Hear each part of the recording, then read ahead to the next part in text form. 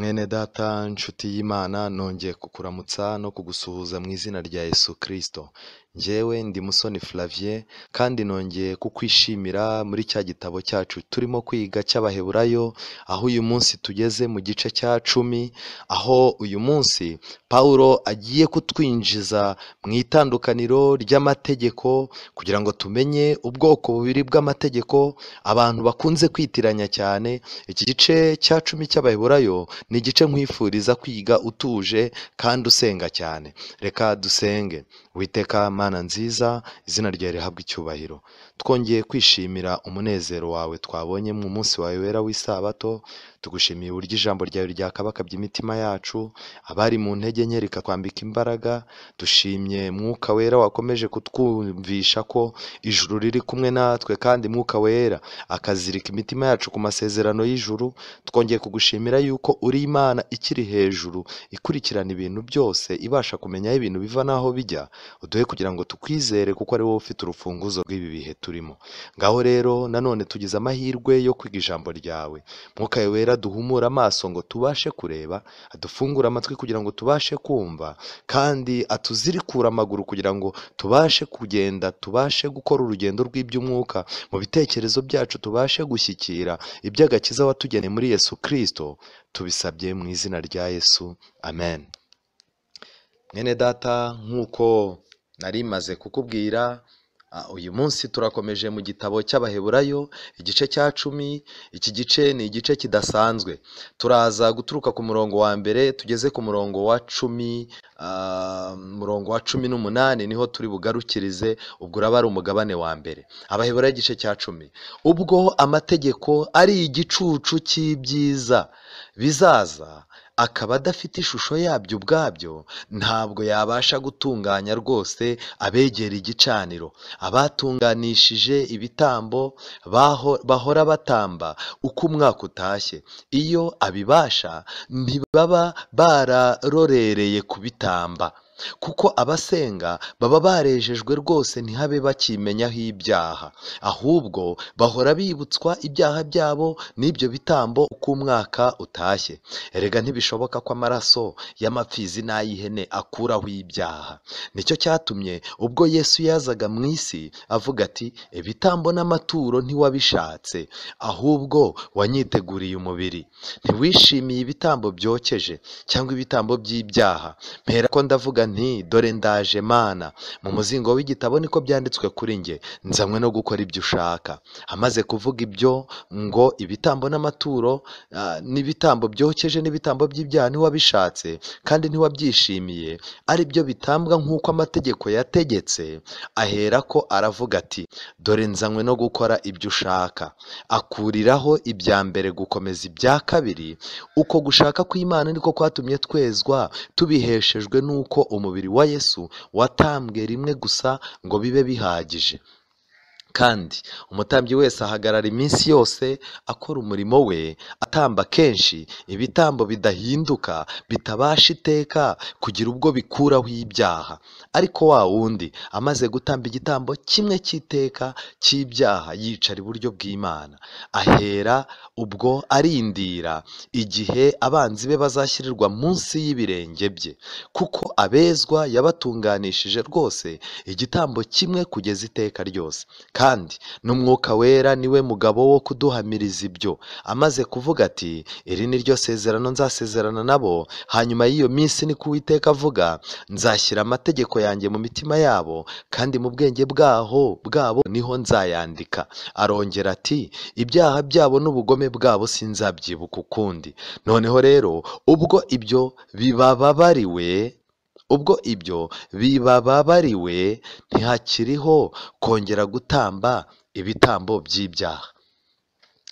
Nshuti mwene data, hari ibintu nagira ngo twitondere cyane muri iki gice dukeneye kumva. Icya mbere, amategeko yari igicucu cy'ibyiza byari kuza. Ariko nanone hano muri iyi 30 ibanza, Pawulo arimo arumvikanishamo amategeko, ariko dukeneye kumenya, nusoma neza uri busange harimo amategeko y'uburyo bubiri, ariko arimo kugenda kimwe kinyuranye n'ikindi. Ayo mategeko rero y'uburyo bubiri dukeneye kuza kuyumva cyane, kuko ni nayo araza kudufasha kuza kumenya ibitambo n'amaturo byakuweho. Ese ni ibihe byashushanyaga iki? Uretse ko no mu Baheburayo igice cya 9 umugabane wa mbere n'uwa kabiri twarabyize. Hano Pawulo yarongeye amaze gusobanura amategeko ko yari igicucu cy'ibyiza byari kuza. Mu magambo make, amategeko ntiyigeze aba mabi, ahubwo hari amategeko y'uburyo bubiri. Hari amategeko yari igicucu cy'ibyiza byari kuza, hakaba n'amategeko y'imico y'Imana. None nagira ngo mbabaze, amategeko y'imico y'Imana ibyo yashushanyaga byararangiye ku buryo atagikenewe? Ibyo nabyo turabireba muri iki cyigisho. Icya kabiri Pawulo yavuze nuko yavuze yuko abantu bahoraga bibutswa ibyaha byabo n'ibitambo batambaga, kubera ko amategeko yahoraga abibutsa yuko ibibazo byabo bitarakemuka. Aya mategeko rero ahora yibutsa abantu ibyabo ko bitarakemuka, akaba afitanye isano n'ubuturo bwera, akaba yari afitanye isano n'ibitambo byatambwaga na gahunda zabaga za buri munsi. Byanga byakunda atandukanye n'amategeko 10 y'Imana yabaga hera cyane, aho umutambyi yegeragaho ari rimwe mu mwaka gusa. Hano barakomeje basobanura, Pawulo asobanura umubiri wa Yesu ko wagombaga gusimbura ibitambo byawushushanyaga. Hari ibitambo byinshi, ejo twarabyize twiza amoko y'ibitambo n'amoko y'amaturo. Ariko kimwe mu bintu bikomeye nagira ngo uyu mwanya ufate neza mu buzima bwawe, nuko umubiri wa Yesu, igihagararo cya Yesu, we ntama w'Imana ukuraho ibyaha by'abari mu isi, umubiri we wagombaga gusimbura ibitambo. Kandi byarabaye, ariko umusaraba intama bari bagiye kubaga saa 9 yaracitse iragenda barayibura. Ikindi hano Pawulo yakomeje atsindagira yuko amaraso ya Yesu akuraho ibya mbere gukomeza ibya kabiri. Ibya mbere byari ibihe? Byari ibyagendanaga n'ubuturo bwera bw'ibitambo bisanzwe na gahunda zashushanyaga Kristo. Ibya kabiri ni igikorwa kidasanzwe Kristo yatangirije i Karuvari. I Karuvari hari ibyarangiye, kandi i Karuvari hari ibyatangiye. Agakiza katangiye kubonerwa ubuntu, ariko nanone inzira zindi zo gushakiramo agakiza zari zifunzwe by'iteka. Hano Pawulo yarakomeje agaragaza yuko kwezwa gukomoka ku mubiri wa Yesu, ariko cyane cyane Pawulo yakomeje asobanura mu iki gitabo cy'Abaheburayo yuko amaraso atavuye ntihashobora kubaho kubabarirwa. Kubw'ibyo rero iki kintu kiratangaje. Mwimbibutse neza, igihe Abisirayeli batambaga umwana w'intama wa Pasika bari mu Egiputa bagiye guhaguruka, mubyibuke neza, bagombaga kurya ibice byose bigize umwana w'intama. Ibyo byari byiza, ariko ni igiki marayika yareberagaho agatambuka? Ni amaraso, nshuti yanjye. Kubw'ibyo rero niyo mpamvu turirimba ngo hari imbaraga mu maraso ya Yesu. Mbega uburyo aya maraso nifuza yuko yangiramo imbaraga, nifuza ko nawe yakugiraho imbaraga. Ndagira ngo nanone ikindi kintu kidasanzwe ukwiye kumenya, hano Pawulo yatsindagiye muri iki cyigisho yuko Kristo yatambye igitambo cye rimwe gusa gihinduka icyiteka. Mu magambo make, Pawulo yasobanuye ko Kristo yatambye igitambo, ariko nanone asobanura neza ko Kristo ntiyatambye ikindi, ahubwo yatambye ubuzima bwe. Mu magambo make, yaritambye. Niwe mutambyi wenyine wabayeho, wahindutse umutambyi, ahinduka igitambo, kandi ibintu byose bikaza bimushushanya. Ndagira ngo nkubwire, muri iki gitabo cy'Abaheburayo bagaragaje nanone abanzi ba Yesu, aho Bibiliya yavuze ngo yicara iburyo bwa se, ise amubwira yuko agomba kwicara iruhande rwe kugeza igihe ubwami bwazabuhererwa, yarangiza abanzi be ba Yesu bagashyirwa munsi y'ibirenge bye. Nshuti yanjye, ndagira ngo uyu mwanya winjire cyane, ubanze umenye abanzi ba Yesu nabaye. Bibiliya mu gitabo cy'Abaroma, munyaruke turebe igitabo cy'Abaroma igice cya 5, ijambo ry'Imana ku murongo wa 8 rifite amagambo adasanzwe rimbwira. Igice cya 5 igice cya 5 umurongo wa 8, Abaroma 5 umurongo wa 8 haranditse ngo, ariko Imana yerekanye urukundo rwayo idukunda ubwo yadupfiraga tukiri abanyabyaha. Nkanswe none ubwo tumaze gutsindishirizwa n'amaraso ye, ntituzarushaho gukizwa umujinya w'Imana nawe? Ubwo tunzwe n'Imana kubw'urupfu rw'umwana wayo wadupfiriye tukiri abanzi bayo, none ubwo tumaze kungwa nayo, ntituzarushaho gukizwa kubw'ubugingo bwe? Amen. Mu magambo make, mu banzi ba Yesu ntabwo tukirimo kubw'amaraso ye n'umusaraba we. Imana yatwiyungishije nayo ikoresheje amaraso. Ubwo rero tugiye gushakira ahandi. Umwanzi wa mbere mu gitabo urwandiko rwa mbere rw'abakorinto igice cya 15 muhasome. Urwandiko rwa mbere rw'abakorinto 15 umurongo wa 25 kugeza kwa 26, Pawulo yasobanuye yuko umwanzi uzaheruka gukurwaho ni urupfu. Mu magambo make, urupfu ni umwanzi w'umuntu, urupfu ni umwanzi w'iby'Imana yaremye, ariko by'umwihariko urupfu ni umwanzi w'Imana. Kubw'ibyo rero ni ngombwa yuko ruzashyirwa munsi y'ibirenge bya Yesu, kandi igihe Yesu yazukaga yagaragaje ububasha, avuga ko afite urufunguzo, nta muntu uzongera guterwa ubwoba n'urupfu. Ndagira ngo nongere nkubwire inshuti yanjye, mu gitabo cy'Abafilipi, Abafilipi igice cya 3 umurongo wa 18, muri iki gitabo bagaragaje nanone abanzi b'umusaraba. Ese inshuti yanjye, uyu munsi wa none uri mu ruhe ruhande? Abafilipi igitabo cy'Abafilipi abagifite igice cya 3, Abafilipi igice cya 3 umurongo wa 18, Bibiliya iravuga ngo iki? 18, hariho benshi bagenda ukundi, abo nababwiye kenshi, nanone ndababwira ndira yuko ari abanzi b'umusaraba wa Kristo. Abagenda ukundi, abangaba bagenda barwanya iby'Imana. 19, amaherezo yabo ni ukurimbuka, Imana yabo ni inda, biratana ibiteye isoni byabo, bahoza umutima ku by'isi. Nshuti yanjye, niba ibi bintu dusomye bibiri mu buzima bwawe, byanga byakunda uri umwanzi w'Imana kandi bitari ngombwa. Iyo umuntu abaye umwanzi w'umusaraba wa Kristo, aba ahindutse n'umwanzi w'Imana. Nshuti yanjye, ni byiza yuko ugomba kwirinda kugenda bitandukanye n'ibyo Kristo yashyizeho. Ukwiye kwirinda nanone kuba akazitereyemo, ukwiriye kwirinda kuba umwanzi w'umusaraba, ukwiriye kwirinda gutwarwa n'irari ry'inda, ukwiriye kwirinda gutwarwa n'isoni n'ibiteye isoni, ukwiye kandi kwirinda guhoza umutima ku by'isi, kuko iwacu twebwe ni mu ijuru, nk'uko Pawulo yabivuze ku murongo wa 20 w'igice cya 3 cy'Abafilipati. Naho twebwe iwacu ni mu ijuru, niho dutegereje umukiza ko azava ari we mwami Yesu Kristo. Amen. Kubw'ibyo rero nagira ngo nkubwire ngo iki gitabo nanone cy'ibyahishuwe kitwereka abanzi ba Yesu bazashyirwa munsi y'ibirenge bye. Mbega uburyo igitabo cy'Abaheburayo gifitanye isano n'ubuhanuzi burimo gusohora. Umurongo wa 14 w'igice cya 17, Bibiliya iravuga ngo bazarwanya umwana w'intama. Aba ni abanzi be bakomeye, bazarwanya umwana w'intama, ariko umwana w'intama azabanesha, kuko ari we mutware utwara abatware n'umwami w'abami, kandi abari hamwe nawe bahamagawe, batoranijwe, bakiranutse, nabo bazayinesha. Reka nongere nkubwire yuko muri uyu musozo w'amateka y'isi, muri rikorosi risoza, ubwami bw'isi bugiye kwanga Yesu, umwami Yesu n'abamwitirirwa ku mugaragaro. Kandi mu gitabo cy'ibyahishuwe tuhabwirwa iby'umuhanuzi w'ibinyoma. Uyu muhanuzi w'ibinyoma ushushanya ubuprotestani bwahakanye bwo muri Leta Zunze Ubumwe za Amerika, ndagira ngo nkubwire ngo nabwo bugiye kurwanya umwami Yesu. Kandi inyamaswa yavuye mu nyanja, biratangaje, ishushanya Roma, nayo yiteguye gukomeza kurwanya umwana w'intama.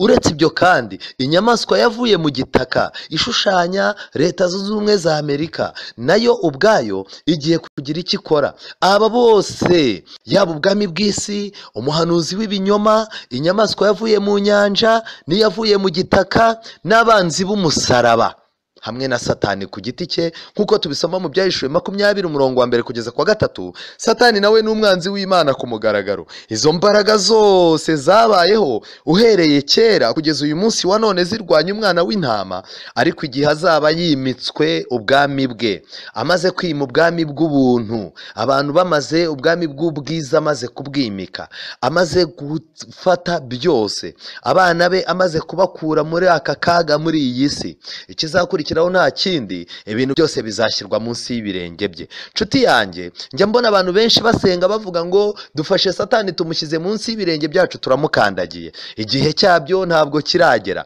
Ntabwo ari twe tuzakandagira Satani, nta nubwo ari twe tuzakandagira abanzi b'Imana, oya, ahubwo igihe Kristo azaba yimitswe akagira ububasha kuri byose, kandi yarangiza amateka yose akayahindura umwanda, akayakandagira ku bw'ubushobozi bwe, icyo gihe natwe tuzaba turimo gukandagirira abanzi b'Imana, abanzi bacu, abanzi b'agakiza kacu munsi y'ibirenge byacu. Ariko iki si cyo gihe. Kristo niwe uzabikora, bitwitirirwe inshuti zanjye. Nanone Pawulo muri iki gitabo cy'Abaheburayo igice cya 10 yasobanuye yuko Mwuka Wera ari umugabo wo kuduhamiriza ibyo. Reka nkubwire, kenshi na kenshi muri Bibiliya Mwuka Wera agenda agaragara ari umugabo wo kuduhamiriza. Nkwibutse yuko mu gihe nk'iki ngiki imitima y'abantu benshi irimo kubacira urubanza ko atari abantu b'Imana, ikanababuza kwegera intebe y'ubuntu kubera ubwoba buri mu mitima yabo. Ndagira ngo nkubwire ngo uko usoma ijambo ry'Imana usenga uca bugufi, wihana kandi utandukana n'ikintu icyo ari cyo cyose cyagutandukanya n'Imana,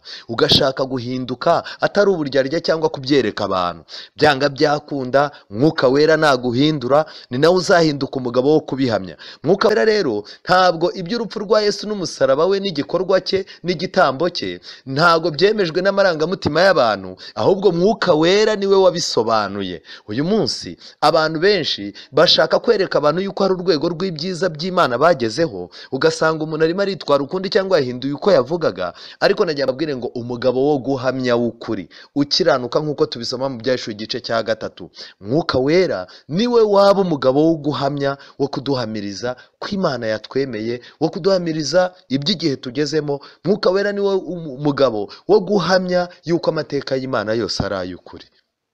Nshuti yanjye, uyu munsi ndagira ngo twinjire cyane muri iki cyigisho cy'ubuturo bwera, kuko mu buturo bwera hari ibintu bidasanzwe byabagamo. Tugiye rero kureba aya mategeko Pawulo yavuze mu mucyo w'ubuturo bwera. Pawulo atangira iki gice cya 10 yavuze amagambo akomeye, aravuga ngo ubwo amategeko ari igicucu cy'ibyiza bizaza, akaba adafite ishusho yabyo ubwabyo, ntabwo yabasha gutunganya rwose abegera igicaniro, abatunganishije ibitambo bahora batamba uko umwaka utashye. Iyo abibasha ntibiba bararorereye kubitamba, kuko abasenga baba barejejwe rwose ntibabe bakimenyaho ibyaha. Mu magambo make rero, muri uyu mwanya nagira nkubwire ngo ubuturo bwera n'ubundi nibwo tukirimo. Mu buturo bwera habonekagamo amategeko y'uburyo bubiri. Inshuti yanjye, aya mategeko amwe yari y'igihamya cyo gushinja umuntu ibintu yemeye, ariko ayandi yerekanaga imico ndashyikirwa y'Imana abantu bakwiye guharanira. Kubera iki nyise imico ndashyikirwa? Nuko mu buzima bwanjye busanzwe, mu buzima bwawe busanzwe, amategeko 10 ntiwabashya kuyasohoza mu bushake bwawe. Iyo ni imico ndashyikirwa y'Imana. Kugira ngo tuyishyikire bidusaba guca muri Kristo Yesu, kuko niwe shusho y'Imana itagaragara. Reka nongere nkwibutse yuko urusengero ndetse n'ubuturo bwera bwo mu ihema byari birimo igitabo cy'icyigisho gikomeye cyahawe umuntu ku nama y'agakiza. Ibyigisho bikubiye mu bishushanyo n'imihango byakorerwagamo bituyobora neza ku gusobanukirwa neza iby'amayobera y'agakiza. Mu magambo make, kubona umutambyi akarabya ibirenge n'intoki byari bifite icyo bisobanura mu gakiza. Kubona umuntu azanye amavuta akayasuka mu gitereko kitabaza kigahora cyaka kitazima. Kubona bafashe ameza y'imitsima bagakuraho imitsima buri sabato bagashyiraho indi, byari bifite amayobera y'inama y'agakiza bisobanura. Binyuriye mu bishushanyo n'igicucu by'ibyajyaga kuzaza, tuhigira mu buturo bwera umumaro wa Kristo, tukahigira umurimo we ku isi nka ntama w'Imana, tukareba umurimo we, umumaro we nk'umutambyi mukuru n'umuvugizi w'ubwoko bw'Imana.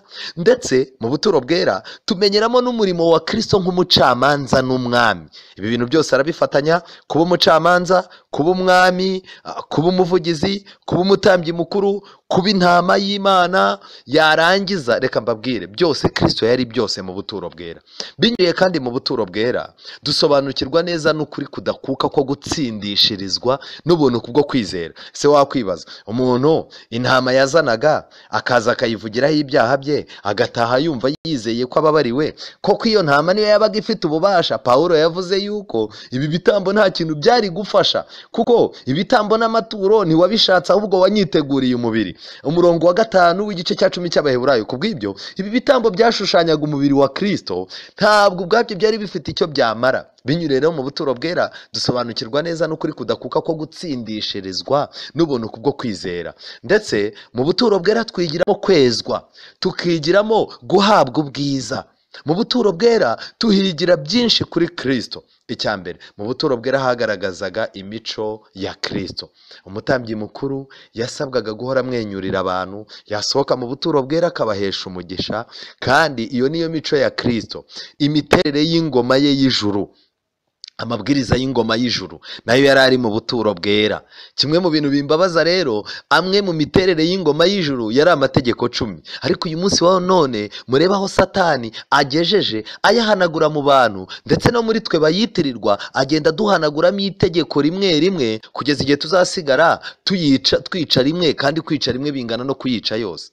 Mu buturo bwera twigiramo ibyiringiro bya Kristo yari afite, ari nabyo yadusigiye, n'umugambi afitiye ubwoko bw'Imana. Mbega uko bibabaje cyane kuba abantu benshi birengagiza isezerano rya kera nk'iritagira akamaro. Abantu benshi bakunda gusoma iki gitabo cy'Abaheburayo, ariko abo twakiganye mwarabibonye, cyangwa mujye mureba Bibiliya mu gitabo cy'Abaheburayo, murebe hasi amasomo agenda asobanura buri somo. Muri busange igitabo cy'Abaheburayo, uramutse utize isezerano rya kera ntushobora kucyumva. Reka nongere nkangurira abantu bashaka kuzakomeza kwiga iki cyigisho cy'Abaheburayo, kuko mu by'ukuri ubu tuba turimo kwihuta, ariko ukeneye kugira ishuri ryawe kuri iki gitabo.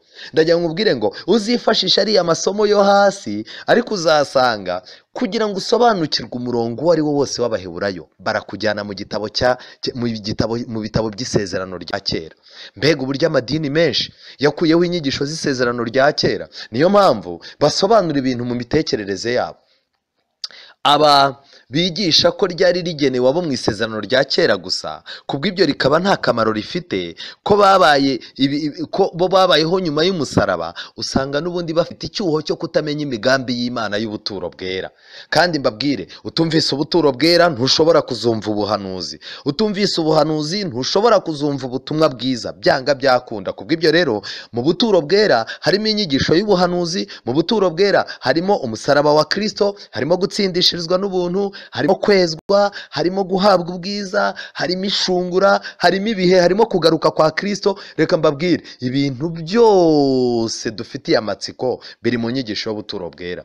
Uyu munsi nagira ngo mbabwire ikintu kidasanzwe. Gutegeka kwa kabiri igice cya 31 umurongo wa 24 kugeza kwa 26 hatubwira ibindi bintu bidasanzwe. Murabyibuka yuko nabigishije mbabwira yuko mu buturo bwera mu isanduku y'isezerano ahera cyane habaga isanduku y'isezerano. Muri yo imbere habaga urwabya rwa manu, inkoni ya Aroni yarabije uburabyo, ndetse hakabamo n'ibisate 2 by'amategeko.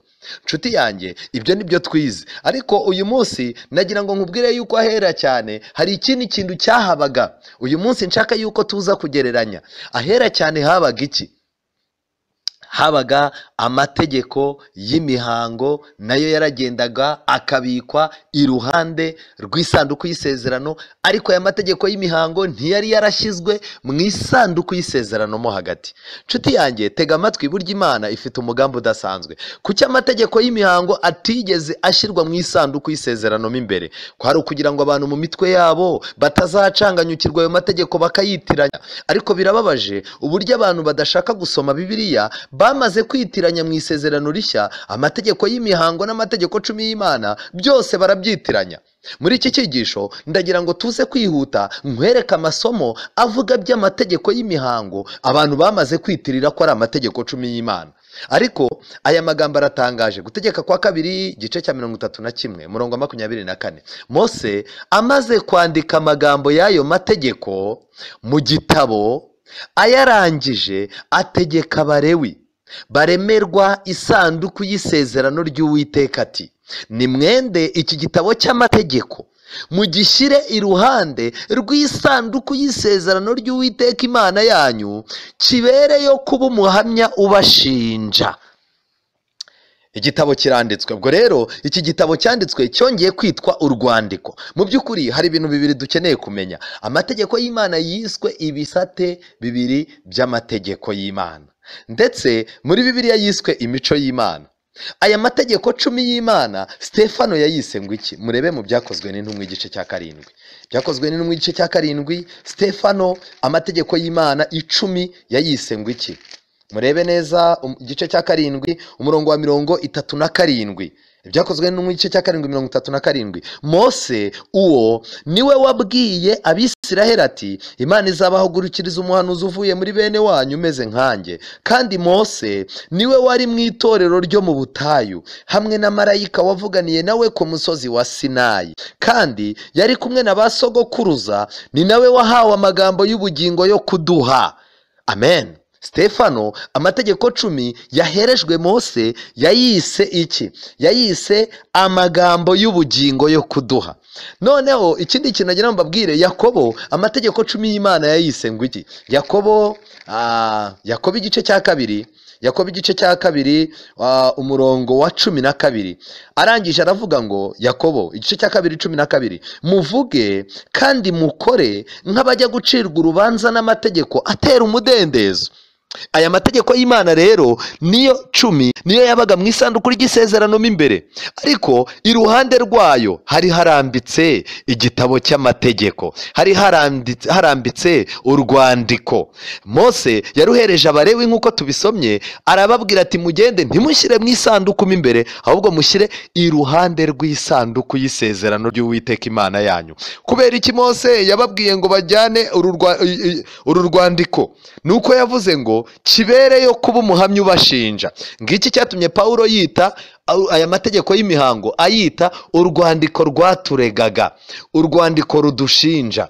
Nshuti yanjye, ntabwo amategeko 10 ari yadushinja imbere y'Imana, ahubwo amategeko y'imihango niyo yashinjaga abantu. Ahubwo amategeko 10 y'Imana yo ni urwandiko rutwereka Imana yatwandikiye, itwereka ibyo ikunda, kugira ngo niba tuyikunda iyo mico aba ariyo tuyizana imbere.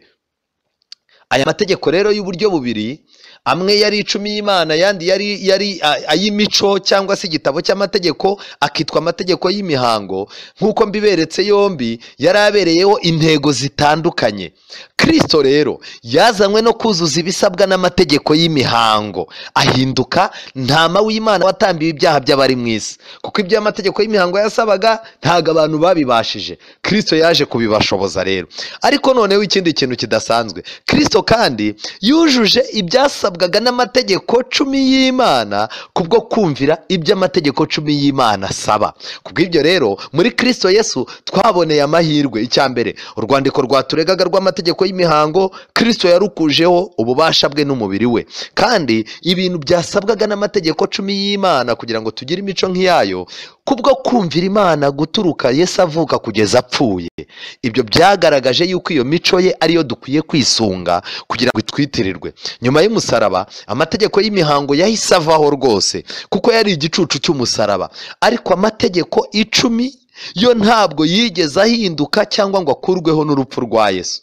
Ibi wenda turaza kubireba. Reka twinjire uyu mwanya, ndifuza gufatanya nawe kugira ngo wumve neza ibigendanye n'amategeko y'imihango. Amategeko y'imihango yitwa amategeko agize imihango. Reka wenda twihute turebe mu gitabo cy'Abefeso. Aya masomo najyaga mvuga amasomo menshi mu mutwe, ariko reka aya masomo tuyavuge kuko nibyo byatubera byiza. Igice cya 2 umurongo wa 15, Paulo yanditse ngo iki?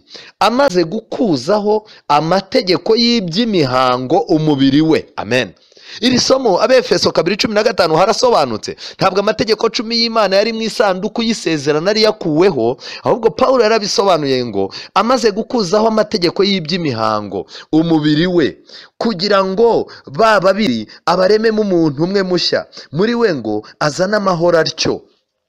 Umurongo wa 16, kandi ngo bombi abagira umubiri umwe, abungishe n'Imana umusaraba awicishije bwa bwanzi. Mu magambo make ndagira ngo mbabwire yuko kwangwa n'Imana ibyo byakuweho n'umusaraba wa Kristo. Ariko wakwibaza, Abefeso 2:15 Paulo atubwiye ngo iki? Urwandiko Kristo urupfu rwe yarukurishijeho ubwanzi, arukurishaho amategeko y'iby'imihango.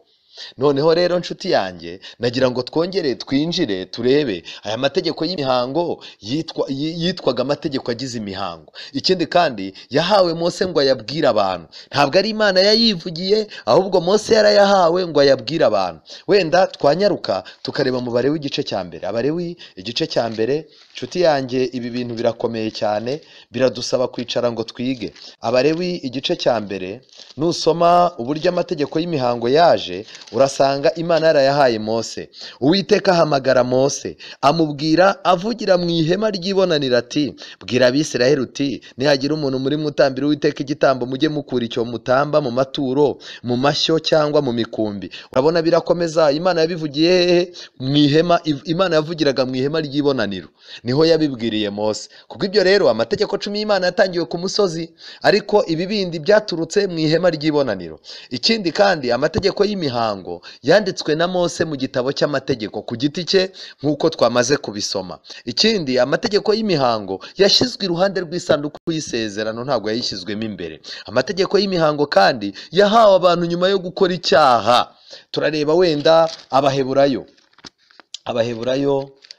mu gitabo cy'Abaheburayo igice cya 5 umurongo wa mbere hari amagambo akomeye cyane. Abaheburayo igice cya 5 umurongo wa mbere haranditse ngo, umutambyi mukuru wese yatoranijwe mu bantu ashyirwaho gukora ibyerekeye Imana kubw'abantu, kugira ngo ature amaturo, atambe n'ibitambo by'ibyaha, kandi abasha kwihanganira abanyantege nke. Kubera iki iri somo ndizanye? Byanga byakunda, nyuma y'uko abantu bakora ibyaha nibwo bahawe amategeko y'imihango. Ariko amategeko 10 y'Imana yabayeho uhereye kera kose. Ndagira ngo mbibutse, ihema, ubuturo bwera Mose yabuhawe ari ipica y'ubwahe y'ubwo mu ijuru, kandi nta kintu na kimwe yari yemererwa kwiyongereramo cyangwa gukuramo. Kubw'ibyo rero amategeko y'Imana nayo mu bwami bw'Imana amategeko y'Imana yarayeretswe. N'uyu munsi wa none rero niyo mpamvu agomba guhoraho. Nagira ngo ubwire ngo mu gice cya 8 umurongo wa 4 ntago hasanzwe aha hantu haranditse ngo iki, iyaba yari mu isi ntababona uko aba umutambyi, kuko hasanzwe abandi batambyi batura amaturo nk'uko bitegetswe n'amategeko.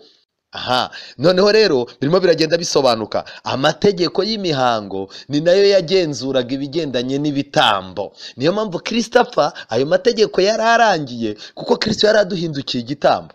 Iri somo rirabisobanura neza. Iyaba yari mu isi, Abaheburayo 8 umurongo wa 4, iyaba yari mu isi ntababona uko aba umutambyi, kuko hasanzwe abandi batambyi batura amaturo nk'uko babitegetswe n'amategeko. Amategeko rero y'imihango yayoboraga ibigendanye n'imirimo isanzwe y'ubuturo bwera. Intego y'amategeko y'imihango kwari ukumenyekanisha igihembo cy'icyaha, kandi yatanzwe kubera icyaha. Reka tujye wenda mu gitabo cy'Abagalatiya tunyarukireyo, turahakura isomo ryiza cyane.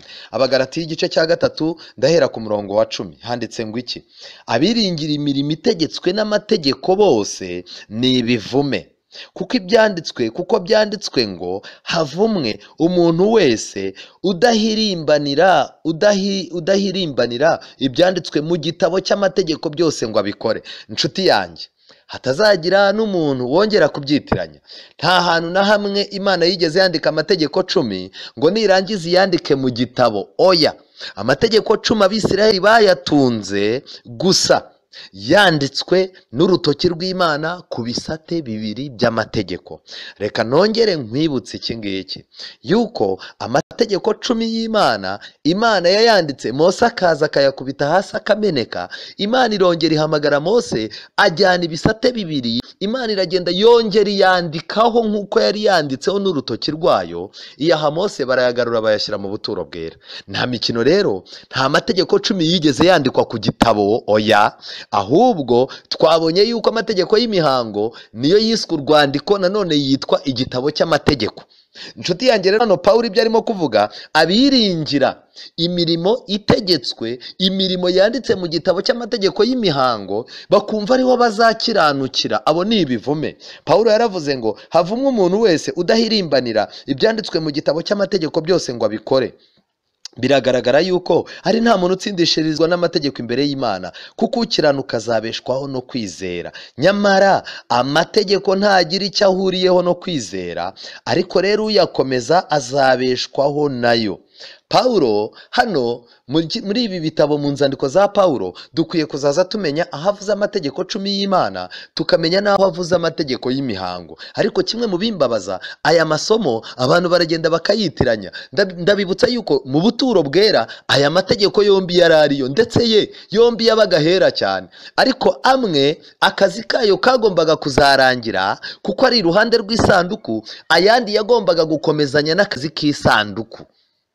Nshuti yanjye, reka dukomeze. Ikindi nagira ngo nkubwire kuri aya mategeko, intego yayo ko ari ukumenyekanisha ibihembo by'ibyaha. Uze gusoma Balewi 6 umurongo wa 1 kugeza ku wa 6 uri butangare. Amategeko y'imihango kandi yakuweho ku musaraba kuko yari ay'igihe gito. Mu gitabo cy'Abakolosayi, abantu bafite Bibiliya hafi, Abakolosayi igice cya 2 umurongo wa 14 handitse ngo iki? Umurongo wa 14 Abakolosayi handitse ngo iki? Igahanagura urwandiko rw'imihango rwaturegaga, ikarukuzaho kurubamba ku musaraba, kandi maze kunyaga abatware n'abafite ubushobozi, ibahemura ku mugaragaro, ibivuga hejuru ku bw'umusaraba. Amen. Mu magambo make, aya mategeko y'imihango Bibiliya Pawulo yayise urwandiko rw'imihango rwaturegaga, kuko na Mose yaravuze ngo iki gitabo cy'amategeko kijyane hariya, uru rwandiko rujyane hariya iruhande rw'isanduku y'isezerano kugira ngo rube umuhamya wo kubashinja. Kuko ibyo rero rwahoraga ruturega, nibyo Pawulo arimo gusobanura, ikarukuzaho kurubamba ku musaraba. Nshuti yanjye, iri somo rirasobanutse. Yesu ntiyabambye amategeko 10, ahubwo yabambye amategeko yarayanditse ku rwandiko. Amategeko yanditse ku bisate ntiyayafunze, ahubwo yafunze amategeko y'iki? Yafunze amategeko yari yanditse ku rwandiko rwaturegaga. Kandi ibyo Kristo yarabikoze. Kubera iki? Urwandiko rwaturegaga rwagombaga kwegerayo, noneho tukegera intebe y'ubuntu tudatinya. Ese ninde uzaturega? Ni Kristo kandi ariwe wadupfiriye? Oya, Pawulo niko yavuze. Amategeko y'imihango kandi ni ay'umubiri, ntabwo yari ay'umwuka. Amategeko 10 y'Imana nimureba neza, Bibiliya ivuga ngo iki? Ni amategeko y'umwuka. Amategeko 10 y'Imana yiswe amategeko y'umwuka. Kubw'ibyo rero murebe mu gitabo cy'Abaroma, Abaroma igice cya 7. Amategeko 10 y'Imana yo n'ay'umwuka, ariko amategeko y'imihango yo n'ay'umubiri. Reka tubanze turebe, ese koko amategeko 10 y'Imana n'ay'umwuka? Yego. Abaroma igice cya 7. Abaroma igice cya 7. Yego, Abaroma igice cya 7. Hano Pawulo yari arimo kwandika uko amategeko atwara umuntu, arangije ku murongo wa 9. Nuko rero nanjye kera nkiri muzima ntafite amategeko, kera nari muzima ntafite amategeko, maze itegeko rije, icyaha kirahembuka mpera ko ndapfa. Nuko iryo tegeko ryagenewe kuzana ubugingo, mbona rinzanira urupfu, kuko icyaha kibonye akito mu mategeko kiranyoshya kirayanyicisha. Noneho amategeko nayera, ndetse n'itegeko ryose niryera rirakiranuka kandi ni ryiza. Mbese none icyo kiza cyampindukiye urupfu ntibikabeho, ahubwo icyaha nicyo cyaruhindutse, kugira ngo kigaragare ko ari icyaha koko, kuko cyakoresheje icyiza kunzanira urupfu, ngo amategeko agaragaza uburyo icyaha ari kibi. Tuzi yuko amategeko ari ay'umwuka, ariko njyeweho ndi uwa kamere, ndetse naguriwe gutegekwa n'ibyaha. Abaroma 7:14. Amategeko ni ay'umwuka. Kubw'ibyo rero uyu munsi umuntu ukumbwira ko ari mu mwuka, umuntu ukumbwira yuko mwuka wera mugenderera, ariko ntakomeze aya mategeko, ababeshye, kuko Bibiliya iravuga yuko amategeko ari ay'umwuka. Ariko rero amategeko 10 y'Imana yo n'ay'umwuka, kandi buri tegeko ni ryiza nk'uko tubisomye. Reka turebe mu gitabo cy'Abaheburayo igice cya 9 umurongo wa 10. Igice cya 9, Abaheburayo igice cya 9 umurongo wa 10, ho hatubwira yuko amategeko y'imihango, aya mategeko y'imihango yari ay'umubiri. Umurongo wa 10 handitse ngo iki? Kuko ibyo hamwe n'ibibwirizwa by'ibyo kurya no kunywa no kwiyibiza no kujabika by'uburyo bwinshi ari amategeko yo mu buryo bw'abantu gusa, yategetswe kugeza kugeza ku gihe cyo gutunganywa. Mu magambo make, amategeko y'imihango yategekaga abatambyi uko bakaraba intoki, agategeka ibyo bagomba kurya, imigabane bagomba kurya niyo bagomba guha uwaje gutamba, yategekaga ibintu byose, agategeka ibigendanye n'intungura, iby'inuma, iby'ikimasa n'ibiki byose. Ariko nagira ngo nkubwire, aya yari amategeko mu buryo bw'abantu gusa, yategetswe kugeza igihe cyo gutunganywa. Igihe Yesu yari ari ku musaraba avuze ngo birarangiye, igihe cyo gutunganywa cyacu cyari gitangiye. Mu magambo make, ibya kera byari bishize, umusaraba wa Yesu uciye indi nzira. Nagira ngo nkwibutse kandi yuko amategeko y'imihango nta gukiranuka kuyarimo. Mwibuke neza ko tumaze gusoma mu Baroma, reka mbanze mbibutse, mu Baroma dusobanuye ngo iki? Mu Baroma dusomye ngo iki? Amategeko 10 y'Imana tuyasomyeho amagambo akomeye mu Baroma 7:12, aho Bibiliya ivuze ngo noneho amategeko nayera ndetse n'itegeko ryose ni iryera, rirakiranuka kandi ni ryiza. Mu magambo make, amategeko 10 y'Imana yarakiranukaga. Ariko ndagira ngo nkubwire inshuti yanjye, amategeko y'imihango nta gukiranuka ko ari kuyarimo. Muranyumva neza? Ahubwo yo yaritungiraga umuntu urutoki ko nadakiranuka ari buhure n'akaga. Ibi rero bikamfasha noneho kumenya igitabo cy'Abaheburayo igice cya 7 umurongo wa 12 icyo bisobanura. Baheburayo 7 umurongo wa 12, Paulo yaranditse ngo nuko rero ubwo ubutambyi bwahindutse, nicyo gituma n'amategeko nayo akwiye guhinduka. Amategeko agomba guhinduka na yahe? Yayandi yagendanaga n'ubutambyi bwa mbere arahindutse kuko Kristo atubereye umutambyi. Ariko ya mategeko 10 y'Imana yo azahoraho. Ni nayo mpamvu yo yakomeje. Ubutambyi bwa mbere bwahindukanye n'amategeko y'imihango. Ubutambyi bwa kabiri bwa Kristo bwabereye ahera cyane. Ubwo butambyi bukuru bwa Kristo bugendanye n'isanduku y'isezerano. Mu magambo make, Yesu niwe Shekina yacu. Yesu kandi niwe uduha imbaraga zo gukomeza amategeko. Yesu niwe muyobozi wacu nk'uko inkoni ya Aroni yasobanuraga. Yesu niwe utubereye umutsima w'ubugingo, akatugaburira ijambo ry'uko bwije n'uko bukeye. Kubw'ibyo rero ndagira mbabwire ngo ni byiza kumenya gutandukanya ibi bintu bibiri. Paulo abisobanura yari afite impamvu zikomeye. Reka nkwibutse yuko amategeko y'Imana ntaho ahurira rwose n'amategeko 10. Kubera iki? Hari amagambo adasanzwe. Amategeko y'Imana nta rushya. Urwa mbere rwa Yohana igice cya 5 umurongo wa 3. Amategeko y'Imana azahoraho. Matayo 5:18. Yesu yaje kuyakomeza, ntiyaje kuyakuraho. Ahubwo aya mategeko yahamijwe n'ubutumwa bwiza. Ndagira ngo nkubwire ikindi kintu kidasanzwe inshuti yanjye. Amategeko y'Imana, reka turebe muri Zaburi 111. Zaburi 111 harimo amagambo akomeye cyane nifuza ko nge nawe dusangira. Zaburi 111 umurongo wa 7 handitse ngo imirimo y'intoki ze ni umurava no kutabera, amategeko ye yose arahamye. Amen. Dukomeze umurongo wa 8, yakomerejwe guhama iteka ryose, yategekeshejwe umurava no gutunganya. Nsubiremo iri somo, imirimo y'intoki ze ni umurava no kutabera, amategeko ye yose arahamye, yakomerejwe guhama iteka ryose, yategekeshejwe umurava no gutunganya. Mu magambo make, mu gihe abantu bagikeneye gutunganywa, mu gihe tutaravuga yuko iteka ryose ryageze, amategeko 10 y'Imana aracyahari. Reka nkwibutse yuko intego y'amategeko y'Imana kwari ukumenyekanisha icyaha. Amategeko 10 yabayeho na mbere yuko icyaha kibaho. Paulo yarabivuze mu Baroma igice cya 4 umurongo wa 15, mu Baroma 5 umurongo wa 13 yuko yabayeho na mbere yuko icyaha kibaho. Ese nshuti yanjye, ibi ni ibintu bidasanzwe. Amategeko 10 y'Imana yanditswe n'urutoki rw'Imana kwibuye, kandi Imana uyu munsi ifite umugambi wo kuyandika mu mutima wanjye n'uwawe. Amategeko 10 y'Imana ifite umugambi wo kuyandika mu bitekerezo byanjye. Reka rero twemerere Imana kugira ngo uyu murimo iwukore, iyandike amategeko 10 yayo mu mitima yacu, yandika amategeko 10 yayo mu bwenge bwacu kugira ngo tudatandukana nayo, kuko aho isi irimo kwerekera, irimo iraduhanaguramo amabwiriza y'Imana, irimo iraduhanaguramo ijambo ry'Imana. Ariko muri uru rugamba rusoza hagiye kubaho ikintu cyo kurwana n'Imana. Ndagira mbabwire ngo abanzi b'Imana, abanzi ba Yesu bagiye kurwana intambara isoza, kuko nabo bari hafi gushyirwa munsi y'ibirenge bye, nk'uko twabibwiwe mu gitabo cy'Abaheburayo. Imana ikugendere, igusobanurire ibirenze bitwize, kandi Mwuka Wera akabakaba umutima wawe mu izina rya Yesu, amen. Uwiteka Mana nziza, izina ryawe rihabwe icyubahiro. Tumanitse amaboko kubera yuko abenshi bagiye bumva ijambo ryawe ariko ntibaryumvira.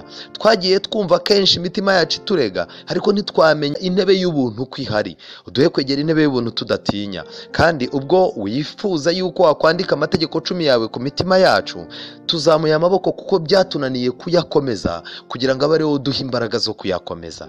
Mwami Uwiteka, uturinde gutwarwa n'imihango. N'uyu munsi wa none dufite imihango myinshi yadutwaye, dufite ibintu dukora tukagira ngo nibyo byatubyariye gukiranuka, ku buryo bitwibagiza kwegera intebe y'ubuntu. Ndakwinginze, reka amategeko ashyirwaho n'abana b'abantu yo kudutwara, ahubwo dutwarwe n'amategeko yawe. Ubwo tuzaba tuyoborwa n'amategeko 10 yawe, bizadufasha gukurikirana no kumenya imvugo yawe n'iy'ijambo ryawe. Uduhe kugira ngo tuyoborwe nawe, kandi ibitekerezo byacu bizamure kugira ngo dushyikirire itandukaniro. Tubisabye mu izina rya Yesu, amen.